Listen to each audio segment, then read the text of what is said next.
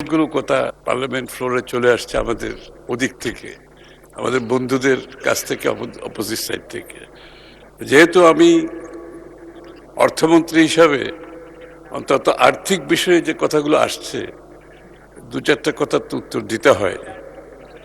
তো মাননীয় স্পিকার, এখানে প্রথমে বিএনপির সংসদ সদস্যদের অনেককে ঋণ খেলাপি হিসাবে আখ্যা দেওয়া হয়েছে, কিছু পরিসংখ্যানও এখানে দিয়েছেন। আমি আপনাদের অবগতির জন্য জানাচ্ছি, ঋণ খেলাপি, ঋণ পুনঃতফসিলীকরণ এটা ব্যবসা বাণিজ্য, ব্যাংকিং কালচারের মধ্যে সাধারণ প্রক্রিয়া। এটা বিএনপি আবিষ্কার করে নাই। যেদিন থেকে ব্যাংকিং ব্যবস্থা চালু হয়েছে বিশ্বে, সেই দিন থেকেই ঋণ তফসিলীকরণের ব্যবস্থা আছে এবং ভবিষ্যতে থাকবে। এটা কেন হয়, ঋণ তফসিলীকরণ কেন হয়, যারা ব্যবসা করেন তারা নিশ্চয়ই বুঝতে পারবেন। যেমন কোভিডের সময় মানুষের ব্যবসা বাণিজ্য ক্ষতিগ্রস্ত হয়েছে, সব ব্যবসায়ীদের, তাদেরকে ঋণ তফসিলীকরণ করতে হয়েছে, সরকারকে সহযোগিতা করতে হয়েছে। আমাদের এই যুদ্ধের সময়, আমাদের এই আন্দোলনের সময় অনেকের ক্ষতিগ্রস্ত হয়েছে, ঋণ তফসিলীকরণ হয়েছে। কিন্তু গত দীর্ঘ 17 বৎসরের বিএনপির আন্দোলন সংগ্রামে বিএনপির যারা ব্যবসায়ী আছে তারা কেউ ব্যবসা করতে পারে না। তাদেরকে ব্যাংকের স্যাংশন করা লোন পর্যন্ত দেওয়া হয় না। লোন স্যাংশন হয়ে গেছে কিন্তু লোন দেওয়া হবে না। তাদের লোন অ্যামাউন্ট, লোনের সময়, ঋণের সময় যখন শেষ হয়ে গেছে, এক্সটেনশন করা হবে না। যত ধরনের বাধা বিপত্তি সৃষ্টি করা যায় ব্যাংকিং সিস্টেমে, এই বিএনপির নেতা কর্মীদের বিরুদ্ধে সেটা করা হয়েছে। মাননীয় স্পিকার, তাদের গ্যাসের লাইন কেটে দেওয়া হয়েছে, ইলেকট্রিসিটি লাইন কেটে দেওয়া হয়েছে। এই বিএনপি নেতা যাদেরকে খেলাপি বলা হচ্ছে, তারা এই দীর্ঘ সময়ে অনেকে পালিয়ে বেরিয়েছে, বাড়িতে থাকতে পারে না, তাদের ব্যবসা প্রতিষ্ঠান বন্ধ করে দিতে হয়েছে, অনেকে জেলের মধ্যে অবস্থান করেছেন। মাননীয় স্পিকার, এখন জেলে বসে ব্যাংকের ঋণ পরিশোধ করা কি এত সহজ ব্যাপার? মাননীয় স্পিকার, আমি আর পুনঃতফসিলীকরণ হচ্ছে ব্যাংক ক্লায়েন্ট রিলেশনশিপের ব্যাপার। ব্যাংক ক্লায়েন্ট রিলেশনশিপের ব্যাপার, এটা খুব স্ট্যান্ডার্ড প্র্যাকটিস। তো এই হচ্ছে বিএনপির অবস্থা। তারা কেন ঋণ খেলাপি হয়েছে, তাদেরকে কেন আজকে ঋণ খেলাপি হিসেবে আখ্যায়িত করা হচ্ছে। আবার অনেক দল আছে তাদের নাকি ব্যাংকও আছে। তো বিএনপির তো কোনো ব্যাংক নাই। বিএনপির কোনো ব্যাংক আছে? বাংলাদেশের এটা জনমুখে প্রচারিত, এটা সবার জানা আছে তাদের নাকি ব্যাংক আছে। তো তাদের যদি ব্যাংক থাকে তাহলে তাদের দলের সদস্যদের ঋণ খেলাপি হওয়ার তো সুযোগ নাই। মাননীয় স্পিকার, এমনকি এই একটু আগে আমি একটা বিল এনেছিলাম, ওই বিলের সময় অনেকে বলেছেন যে এখানে এই যে বয়সটা বাড়ানো হচ্ছে, এখানে বোধহয় পছন্দের কাউকে দেওয়ার একটা সুযোগ সৃষ্টি করার জন্য। তা আমি বলছি, যাদের যেই দলের ব্যাংক আছে তারা তো তাদের পছন্দের ব্যাংকের চেয়ারম্যান বানিয়েছেন, তাদের পছন্দের ম্যানেজিং ডাইরেক্টর বানিয়েছেন, তাদের পছন্দের লোক নিয়োগ করেছেন, আবার তাদের অপছন্দের লোককে চাকরিচ্যুত করেছেন। এই কাজটি তো মাননীয় স্পিকার বিএনপি করতে পারবে না, সেই সুযোগও বিএনপির নাই। মাননীয় স্পিকার, আরেকজন সদস্য যে প্রেসিডেন্টকে নিয়ে যে অনেকগুলো উক্ত করেছেন, প্রেসিডেন্টের প্রতি আমার কোনো ভালোবাসার আছে আমি বলতে পারবো না, কিন্তু president is an institution. President is an institution, ব্যক্তি না। হ্যাঁ, ওই যে নাহিদ শপথ নিয়েছিলেন না প্রেসিডেন্টের কাছ থেকে, শপথ নিয়েছেন না? তাহলে কেন নিয়েছিলেন?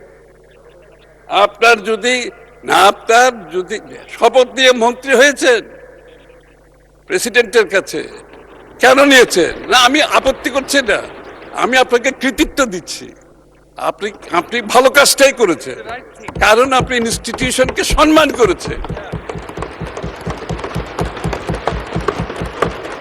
এখন আপনি মন্ত্রী নাই, আপনি বিরোধী দলে বসে আছেন, এখন আবার প্রেসিডেন্টকে আপনি ইনস্টিটিউশন হিসেবে তার সম্মানটা থেকে বঞ্চিত করছেন।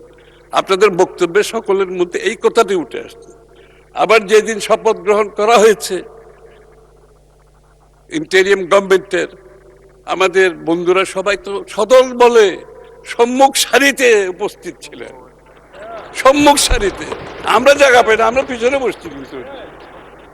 তাহলে এই ধরনের মন্তব্য, if you believe in constitutional democracy, আপনি যদি কনস্টিটিউশনাল ডেমোক্রেসিতে বিশ্বাস করেন, আপনাকে ইনস্টিটিউশনকে সম্মান করতে হবে, এখানে ব্যক্তির কোনো বিষয় নেই। You have to respect the institution of constitutional democracy, তো আপনাকে এটা নিশ্চিত করতে হবে। আর এখন সবচেয়ে মোস্ট পপুলার টপিক হচ্ছে আমাদের জুলাই সনদ। আমি ভুলে গেলাম কেন, এত বড় একটা ইম্পর্টেন্ট ব্যাপার, ভুলার কোনো কারণ নেই। জুলাই সনদ হচ্ছে সবচেয়ে টপিক্যাল ইস্যু এখন, সবাই কিছু না কিছু বলেছে এখানে। আমি মনে হয় আমার না বললে তখন মনে করবো আমি বোধহয় জুলাই সনদ বিষয়টাকে অ্যাভয়েড করে চলে যাচ্ছি। তো এখানে জুলাই সনদের ব্যাপারে যে বিষয়গুলো আছে, প্রথমত আমি একটা কথা সরাসরি সাধারণভাবে একটা কথা বলি, যে জুলাই সনদের আর বিএনপির যে 31 দফা বিএনপির যে নির্বাচনী ম্যানিফেস্টো ইজ ফুলি অ্যালাইন্ড। আমরা কিন্তু জুলাই সনদ স্বাক্ষরের সময় আমরা আমাদের নির্বাচনী যে ম্যানিফেস্টো আছে এটাকে আমরা চেক করে দেখলাম যে এখানে সেইভাবে অ্যালাইন করে আমরা কিন্তু এই চুক্তিটা স্বাক্ষর করেছি, এবং ইট ইজ এ মাদার চুক্তি। এর মধ্যে যেগুলো ঘটনা ঘটেছে এগুলো ছেলে আর নাতি। আপনি মাদার চুক্তি থেকে সরে গিয়ে ছেলে নাতির বক্তৃতা দিতেছেন সারাদিন, যেখানে আপনারা সবাই সই করেছেন। দ্বিতীয় কথা হচ্ছে এই চুক্তিটা ভিত্তিতে আমরা আমাদের আমাদের নির্বাচনী ম্যানিফেস্টো সাথে মিলিয়ে আমরা ক্যাম্পেইন করেছি, আমরা জনগণের কাছে গিয়েছি এবং জুলাই সনদের কথা বলেছি, আমাদের 31 দফার কথা বলেছি, আমাদের ম্যানিফেস্টোর কথা বলেছি, এবং জনগণ নির্বাচনে আমাদেরকে 2/3 ভোটে সেটার প্রতি সমর্থন দিয়েছে। অর্থাৎ তারা শুধু বিএনপির ম্যানিফেস্টো এবং জুলাই সনদের প্রতি সমর্থন দেয় নাই, এটাকে পাশ করার জন্য এনাফ মেজরিটি দিয়েছে, 2/3 দিয়েছে মেজরিটি। এখন একটু টেকনিক্যাল, আমি তো লয়ার না, তবে একটু আলাপ আলোচনায় যখন শুনি আমার কাছে কিছু কিছু জিনিস খুব মানে সামনে চলে আসে আর কি। জুলাই সনদের আপনি বাস্তবায়ন আদেশ, আমি তো আগেই বলেছি, আপনি মাদার এগ্রিমেন্ট থেকে সরে গিয়ে ছেলের নাতির দিকে চলে গেছেন, এখানে তাই হয়েছে। তারপরে আসছে জুলাই সনদ বাস্তবায়ন, নাকি প্রথমটা আদেশের আগে, হ্যাঁ বাস্তবায়ন আদেশ, তারপরে আসছে গণভোট অধ্যাদেশ। তো বাস্তবায়ন আদেশের বিষয়টা হচ্ছে এটা, এই আদেশ দেওয়ার ক্ষমতা সংবিধানের 4th তফসিলের 3য় উপ অনুচ্ছেদ অনুযায়ী প্রথম সংসদের প্রথম অধিবেশনের পরে এই ধরনের আবেদন দেওয়ার ক্ষমতা নাই। এটা হচ্ছে লিগ্যাল ইস্যু। এটা লিগ্যাল ইস্যুটা আমি তুলে ধরলাম এই জন্য, যেটা এটার সাথে এটা যথার্থতা, এটা বলেছেন অনেকে এখানে বক্তব্য, অনেকে বলেছেন। আমি এটাকে আর একটু ড্রিল করে মাথার মধ্যে ড্রিল করতে, হয়তো একটা কথা বারবার না বললেই তো আবার ড্রিল করা যায় না। তো আবার গণভোট অধ্যাদেশ সেটা গেল নাতি, গণভোট অধ্যাদেশ হচ্ছে নাতি। এখন নাতি কি বলে, এটা হচ্ছে সংবিধানের 93 অনুচ্ছেদের পরিপন্থী। গণভোটের যে 4টি প্রশ্ন দেওয়া হয়েছে তার মধ্যে এগুলো প্রশ্ন নিয়ে প্রতারণামূলক এগুলো বলেছেন। সুতরাং আমার যেটা প্রশ্ন সেটা, আমরা সংসদে এসেছি, সংসদ সার্বভৌম, দিনের শেষে all Rhodes lead to the parliament. কেন বলে শব্দটা? ওই দিনের শেষে ওখানে সিদ্ধান্ত হতে হবে, এবং সেই আমরা জনগণের ম্যান্ডেট নিয়ে এখানে এসেছি। তা আমি বলবো এই বিষয়টা নিয়ে বোধহয় আমাদের মধ্যে একটা বোঝাপড়া দরকার। কারণ আমি জুলাই সনদে যা দেখলাম প্রায় সবগুলো আমরা ঐক্যমত আছি দুই সাইডে। একটা দুইটা ব্যাপারে যেখানে দ্বিমত আছে, এখানে আমরা ম্যান্ডেট নিয়ে এসেছি। আপনাদের জুলাই সনদে বলা আছে যে দল জিতে আসবে তারা তাদের সিদ্ধান্ত মতো এটা আগামী দিনে কার্যকর করতে পারবে। সেই ঠিক কাজটাই আমরা করতেছি, তার বাইরে তো আমরা কিছু করতেছি না অ্যাকর্ডিং টু জুলাই সনদ। আর আমি যাচ্ছি না আর অন্যদিকে। এখন আমি অর্থমন্ত্রী হিসাবে কিছু কথা বলতে হবে, না বললে যে আমরা এই মুহূর্তে বাংলাদেশের অর্থনীতি কোথায় দাঁড়িয়ে আছে এটা দু চারটা স্ট্যাটিস্টিক জানা দরকার। এই জন্য আমাদের সকলে জানা দরকার, জনগণের জানা দরকার, আমাদের বিরোধী দলের বন্ধুদের জানা দরকার। এই কারণে, কারণ আমাদের আপনাদের সহযোগিতা লাগবে। দেশটি তো আমাদের সকলের, এটা বিএনপির কোনো দেশ তো নয়, আমাদের সকলের দেশ। এবং আমরা সকলেই অনেক আশা বুক বেঁধে এখানে এসেছি বাংলাদেশটিকে গড়ার জন্য। বর্তমান প্রেক্ষাপট হচ্ছে অর্থনৈতিক কিছু চিত্র আমি তুলে ধরছি আপনাদের সাথে। যে ট্যাক্স জিডিপি, ট্যাক্সের সাথে জিডিপি অর্থাৎ ট্যাক্স এবং প্রবৃদ্ধির যে সংখ্যা, সেখানে এখন 7% নিচে নেমে এসেছি আমরা বাংলাদেশ। এটা দক্ষিণ এশিয়াতে সবচেয়ে সর্বনিম্ন। বর্তমান ট্যাক্স জিডিপিতে বাংলাদেশ দক্ষিণ এশিয়াতে সবার নিচে, সর্বনিম্ন। এবং বিশ্বের অন্যতম প্রায় সবগুলো দেশের মধ্যে এটাও সর্বনিম্নের দিকে আছে। বিএনপি যখন ক্ষমতা ছেড়ে আসছিল 2005-06-তে, ট্যাক্স জিডিপি রেশিও ছিল 10%, এবং এটা ক্রমান্বয়ে প্রবৃদ্ধির দিকে ছিল। এটা হয়তো বিএনপি অব্যাহতভাবে থাকলো এটা হয়তো 12-13-15-তে চলে যেত, যাক পরে তো অন্যবর্তী সরকার এসছে। দারিদ্র্যের হার, বর্তমানে দারিদ্র্যের হার 2022-এ ছিল 17%, 18%, 23-এ ছিল 19%, 24-এ ছিল 20.5%, 25-এ দারিদ্র্যের হার হচ্ছে অ্যাকর্ডিং টু পিপিআর জরিপ 29.93%। এই এখন আমরা যারা আছি এই মুহূর্তের দারিদ্র্যের হার হচ্ছে এটা। মানে অর্থনৈতিকভাবে আমরা এই মুহূর্তে কোথায় আছি তা আমাদেরকে অনুধাবন করতে হবে। মানে যেটা নিম্নগতি ছিল দারিদ্র্যের হারটা, এখন এটা উপরের দিকে উঠতেছে। এইভাবে বেসরকারি খাতে ঋণ, অর্থাৎ বেসরকারি খাতে ঋণ যত বাড়বে দেশের উৎপাদন বাড়বে, বিনিয়োগ বাড়বে, কর্মসংস্থান বাড়বে। বেসরকারি খাতে ঋণের অবস্থা হচ্ছে জিডিপির 6% নেমে এসেছে এখন। 2005-06 সালে বিএনপি থাকার সময় এটা ছিল 18.27%, এখন 6%। সুতরাং আমরা কোথায় আছি অর্থনৈতিকভাবে বোঝার ব্যাপার আছে। রপ্তানি কমেছে 2.6%। আমাদের রপ্তানি কিন্তু সবসময় প্রবৃদ্ধি ছিল, সবসময় আগাগোড়া গত 20 বছর ধরে। এটা 2.6% কমে গেছে। বিএনপি যখন ক্ষমতা ছাড়ে তখন রপ্তানির প্রবৃদ্ধি ছিল 14%, এখন হচ্ছে ঋণাত্মক 2.6%। মূলধনী যন্ত্রপাতি যেগুলো আমাদের ক্যাপিটাল মেশিনারি আমরা আমদানি করি, এটার উপর বিনিয়োগ, এটার উপর কর্মসংস্থান, এটার উপর প্রবৃদ্ধি। মূলধনী যন্ত্রপাতি বর্তমানে ঋণাত্মক -14.5%।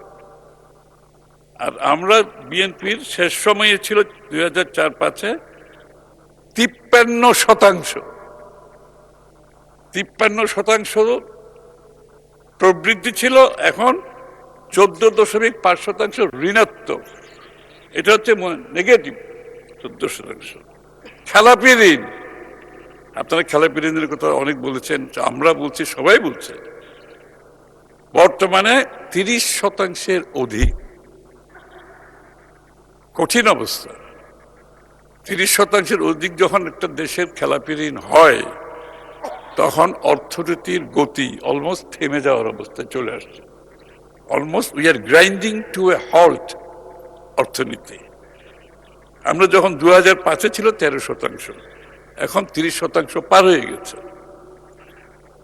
খেলাপি ঋণ সবসময় থাকবে, তবে যে জায়গায় আমরা গেছি, এটা এখান থেকে বেরিয়ে আসা কঠিন অবস্থা দেশের। বিদ্যুৎ 36,000 কোটি টাকা ভর্তুকি চলছে, কারণ লুটপাট, আপনার বিদ্যুৎ খাতে যে লুটপাট হয়েছে বিগত দিনে, তার ক্ষতি এখন আমাদের সকলকে বহন করতে হচ্ছে। এটা 36,000 কোটি টাকা আমরা দিচ্ছি, দেওয়ার পর আরো 20 থেকে 30,000 কোটি টাকা ভর্তুকি দিতে হবে। অবস্থা বুঝেছেন অর্থনীতি কোথায়? আমাদের ফিসক্যাল স্পেস কত কমে যাচ্ছে আস্তে আস্তে। আমাদের সব সংসদ সদস্যরা দাবি, এলাকাতে টাকা দিতে হবে, এলাকায় উন্নয়ন করতে হবে। একদম এই দাবি তো থাকবেই, স্বাভাবিক। আমরা জনগণকে রিপ্রেজেন্ট করি, এই দাবি তো থাকবে।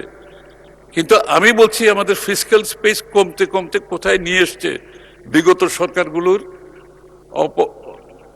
দুর্নীতি এবং অব্যবস্থাপনা এবং ওয়েস্টেজের মাধ্যমে, হ্যাঁ, রং পলিসি, সবকিছুর মাধ্যমে। আমি বিষয়গুলো তুলে ধরছি আমাদের সকলের অবগতির জন্য। আসলে জ্বালানি তেল 2000 আমরা যখন ক্ষমতা নেওয়ার সময় 23, 24, 24, 25-এ $508 মিলিয়ন আপনার বাকি রেখে গেছেন, ওনারা বাকি রেখে গেছেন, এটা পেমেন্ট করে নেই। এগুলো সেগুলো এখন আমাদেরকে তো পে করতে হচ্ছে এগুলো সব। গ্যাস খাতে $737 মিলিয়ন মেয়াদ উত্তীর্ণ দেয় না, এগুলো মেয়াদও শেষ হয়ে গেছে, মেয়াদ উত্তীর্ণ দেয় না, অর্থাৎ এক্সটার্নাল ওভারডিউ পরিশোধ করতে হচ্ছে বর্তমান সরকারকে। মধ্যপ্রাচ্যে যুদ্ধ বলার অপেক্ষা রাখে না। এলএনজি আমদানি বাবদ মার্চ টু জুন 2006 সময়ে অতিরিক্ত প্রায় 1,000 কোটি টাকার অধিক ভর্তুকি চাহিদা তৈরি হয়ে গেছে ইতিমধ্যে। মার্চ জুনের মধ্যে 11,000 কোটি টাকা অধিক আমাদেরকে ভর্তুকি দিতে হবে, এক্সিস্টিং ভর্তুকির সাথে বলছি আমি, এটা অ্যাডেড। জ্বালানি তেল 2026 এর মধ্যে এপ্রিল জুনের মধ্যে 10,258 কোটি টাকা ভর্তুকি আমাদেরকে দিতে হবে। আমি সংক্ষিপ্তভাবে বলেছি, আরো অনেক সমস্যা আছে। শেয়ার বাজারের আপনারা জানেন সমস্যা আছে, এবং ব্যাংকগুলোর রিক্যাপিটালাইজেশনের সমস্যা আছে, প্রাইভেট সেক্টরের রিক্যাপিটালাইজেশনের সমস্যা আছে। সার্বিকভাবে দেশের ডিরেগুলেশনের একটা বিষয় আছে, রিফর্মের বিষয় আছে, ইজ অফ ডুইং বিজনেসের বিষয়টা আছে, কস্ট অফ ডুইং বিষয়টা আছে। সবকিছুতে আমরা সর্বনিম্নে, কিন্তু এখন ইজ অফ ডুইং বিজনেসে বাংলাদেশ অনেকটা একেবারে তলায় এখন। কারণ এত রেগুলেট করতে করতে, ওভার রেগুলেট করতে করতে মাননীয় মন্ত্রী, আর 5-7 মিনিট পরে আজান হবে আসরের নামাজের জন্য। আপনি 5 মিনিটে শেষ করে দিলে it will look nice. Thank you. Timely শেষ করে দেব। তো এইগুলো এখন আমি এই অর্থনীতি থেকে বেরিয়ে আসতে হলে যেই ধরনের পরিবর্তন, যোগ্য সংস্কার, ডিরেগুলেশন করতে হবে, সেগুলো আমরা করছি। আপনাদের সহায়তা নিয়ে করতে হবে। এগুলো বিএনপি তো একা করতে পারবে না, এবং বৈশ্বিকভাবে আমাদেরকে যদি আবার সেই আগের ভালো অবস্থানে যেতে হয়, বাংলাদেশের ইমেজের ব্যাপার আছে, গ্লোবাল মার্কেটে আমাদের অ্যাক্সেস, আমাদের কি বলে ব্র্যান্ডিং এর ব্যাপার আছে, এগুলো তো আছেই। তো আমি একটা জিনিস আপনাদেরকে পরিষ্কার করে বলতে চাই, এই ধরনের সমস্যা বিএনপি কিন্তু প্রথমবার সম্মুখীন হয় নাই। আমরা দেখেছি স্বাধীনতার পরে একদিকে বাকশাল, অন্যদিকে রাষ্ট্রচালিত অর্থনীতির মাধ্যমে অর্থনীতি যখন একেবারে ধ্বংসপ্রাপ্ত, জিয়া রহমান সাহেব এসে আবার এই সমস্ত সংস্কারের মাধ্যমে বাংলাদেশকে আরেকটা লেভেলে নিয়ে গেছে অর্থনৈতিকভাবে। আবার আমাদের স্বৈরাচারের সময় যখন অর্থনীতি এবং রাজনীতি দুটাই ধ্বংসপ্রাপ্ত, দেশনেত্রী বেগম খালেদা জিয়া বাংলাদেশকে আবার সেখান থেকে রিকভার করে এনেছে। আজকের সমস্যা আরো গভীর, অবশ্য চারিদিক থেকে গভীর। আমাদের ডাইনামিক লিডার জনাব তারেক রহমান সাহেব, তার যে অর্থনৈতিক ম্যানেজমেন্ট, ওয়ার্ক এথিক্স, আমাদের কিন্তু work ethics is a big problem বাংলাদেশে। আমরা কাজ করার সময় সততার সাথে, নিষ্ঠার সাথে কাজ করাটা খুব কঠিন, কিন্তু তারেক রহমান সাহেব কিছু এক্সাম্পল সেট করছে যে ওয়ার্ক এথিক্সটা কি হওয়া উচিত, এবং এই ওয়ার্ক এথিক্সের যে উনি এক্সাম্পল মানদণ্ড সৃষ্টি করেছেন, এটার ইম্প্যাক্ট কিন্তু আমি মনে করি সমস্ত পার্লামেন্ট এবং দেশের মধ্যে যাচ্ছে। ইতিমধ্যে আমরা সবাই ফিল করছি যে আমাদের অতিরিক্ত খরচ করার দরকার নাই, আমার যতটুকু এফোর্ড করি না তার বাইরে যাওয়ার কোনো সুযোগ নাই, এবং আমরা একটা সবকিছু মিলিয়ে অর্থনীতিটাকে যদি আমাদেরকে আগের জায়গায় ফিরিয়ে আনতে হয় অথবা তার চেয়েও ভালো জায়গায় যেতে হয়, আমাদেরকে যে পরিবর্তনগুলো আনা দরকার, যে রিফর্মসগুলো আনা দরকার, যে ডিরেগুলেশনগুলো, সবগুলো ইতিমধ্যে আমাদের অনেকগুলো হয়েছে। বাকি সব কাজ আমরা হাতে নিয়েছি, এবং আমার দৃঢ় বিশ্বাস এইরকম আমি একটা গ্রিম পিকচার আপনাদেরকে দিয়েছি। তবে আনন্দের খবর হচ্ছে, আমাদের যিনি পরিচালনা করছেন, যিনি দেশের দায়িত্বে আছেন, উনি একজন বিচক্ষণ, ভিশনারি একজন লিডার, এবং তার সাথে ওনার সেই ভিশন এবং চিন্তা এবং ওয়ার্ক এথিক্স আমাদের মধ্যে কাজ করছে, সকলের মধ্যে কাজ করছে। তাই আমি নিশ্চিতভাবে বলতে পারি আমরা এখান থেকে ইনশাল্লাহ বেরিয়ে আসব। আমাদের 2 বছর হয়তো কুশল লাগবে, আগামী 2 বছর কঠিন হবে, অনেকগুলো সিদ্ধান্ত নিতে হবে, অনেকগুলো মেজার নেব যেগুলো জনপ্রিয় নাও হতে পারে। সুতরাং একটা কঠিন অবস্থা থেকে বেরোতে গেলে অনেক কঠিন সিদ্ধান্ত নিতে হবে। আমি বিরোধী দলের বন্ধুদেরকে বলতে চাই, এখানে আপনাদের সহযোগিতা দরকার। এটা দেশের স্বার্থে, সকলের স্বার্থে। আমরা যদি অর্থনীতিকে এটা একেবারে লো লেভেল একটা ইকুইলিব্রিয়ামে চলে গেছে। এখান থেকে আমাকে তুলে আনতে হলে আমরা সকলে মিলে ঐক্যবদ্ধভাবে কাজ করতে হবে। আমাদের লিডারশিপ ঠিক আছে, আমাদের ক্যাপ্টেন ঠিক আছে, এবং আমি মনে করি ক্যাপ্টেনের ভিশন ঠিক আছে, ন্যায় নীতির অবস্থান থেকে কাজ করছেন, সততার অবস্থান থেকে কাজ করছেন। সুতরাং এখান থেকে আমরা আমি মনে করি খুব সহজে বের না হলেও আমরা বেরিয়ে আসতে পারবো। এটা কঠিন একটা কাজ, কিন্তু আমরা বেরিয়ে আসতে পারবো, এবং আপনাদের সকলের সহযোগিতা দরকার।